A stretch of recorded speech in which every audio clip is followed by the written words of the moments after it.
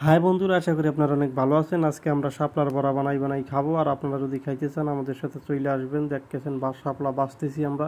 শাপলা বাছা শেষ হলে পরই আমরা শাপলার বড়া বানানোর জন্য প্রস্তুত হব। শাপলা বাছতে বাছতে বাছা শেষ। এই যে আমরা মরিচ নিলাম, কয়টা রসুন নিলাম, আর একটা পেঁয়াজ নিলাম, একটু আদা নিলাম, আরও একটা মরিচ নিলাম। এইগুলা ঠিক মতো বাইটটা কাইটটা তারপরে আমরা ইয়ার ভিতর দিব। এদিকে আমরা শাপলা কুচি কুচি করতেছি। শাপলা কুচি কুচি করার পরে সবগুলো মিক্স করব। কুচি কুচি করা শেষ। এখন আমরা একটু লবণ দিতেছি। লবণ দেওয়ার পরে আমরা দিব কি দেখা যাক। একটু হলুদ দিলাম।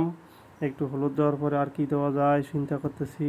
আর একটু হলুদ দিলাম, কম হয়ে গেছিলো হলুদে। এইবার আমরা আরেকটু মশলাপাতি দিব।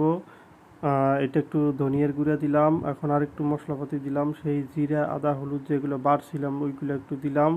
তারপরে দিব আপনার ময়দা না সরি চালের গুঁড়া দিব, কারণ আমাদের চালের গুঁড়া আছে। চালের গুঁড়া দেওয়ার পরে এগুলো মিক্স করবো ভালো করে। মিক্স করার পরেই আমাদের হয়ে যাবে শাপলার বড়া।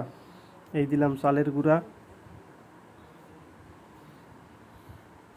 চালের গুঁড়ো দেওয়ার পরে এটাকে ভালো করে মিক্স করব। মিক্স করার পরেই আমরা মূলত শাপলার বড়া বানাবো। আমাদের মিক্স করা প্রায় শেষ। আমরা কড়াইতে চলে আসি এবং কড়াইতে শাপলা অলরেডি দিয়ে দিয়েছি। শাপলার বড়া দেখতে পাচ্ছেন যে আমরা তেল কম দিয়েছি, কারণ তেল কম দিয়ে ভাজা ভালো, বেশি তেল খাওয়া ভালো না। দেখতে পাচ্ছেন যে আমাদের কড়াইতে শাপলার বড়া দিয়ে দিয়েছি অলরেডি।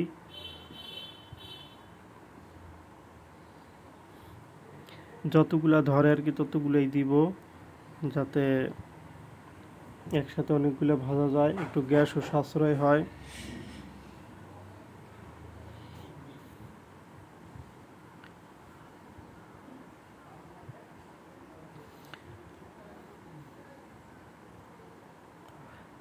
আমাদের মোটামুটি শাপলার বড়া কড়াইতে দেওয়া শেষ। এখন এটাকে একটু খুন্তি দিয়ে লাড়াচাড়া করে একটু উল্টেই পাল্টাই দিব, যাতে সহজে ভাজা যায়।